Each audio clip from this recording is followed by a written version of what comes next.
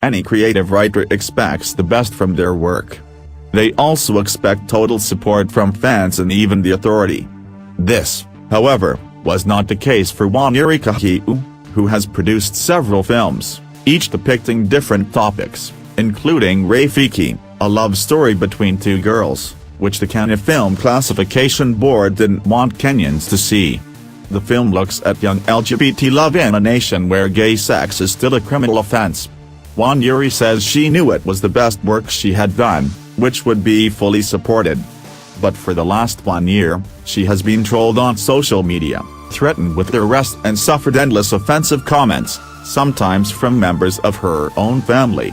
"I have seen the vilest of comments come out of people I love," she says.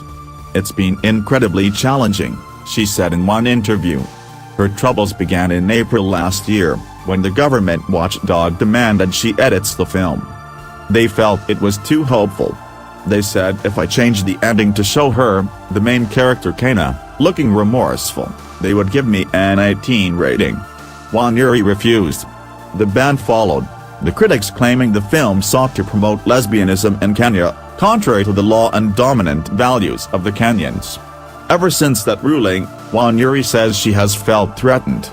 "They threatened to have me arrested but couldn't because we never broke the law," she said. Well, Wanuri fought for the film and the ban was lifted for 7 days in Kenya to make it eligible for the Oscars. In the end, the Kenya Oscars Selection Committee didn't choose it for submission for the Best Foreign Film. "Many people came to me and told me they saw themselves in the movie because they had lived in denial for so long," she said, adding that audiences deserve the movies they watch. A young Kenyan woman said her best moment in life was watching Rafiki with her mother and coming out, she added. Rafiki was screened in the UK this month, and Wanuri got a chance to talk about the film, where she blamed Kenyans for not supporting her work.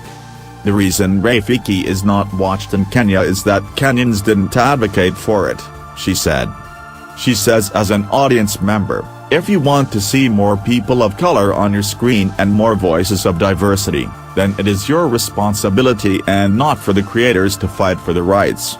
When you see a non-white person creating a film, go out and buy a ticket.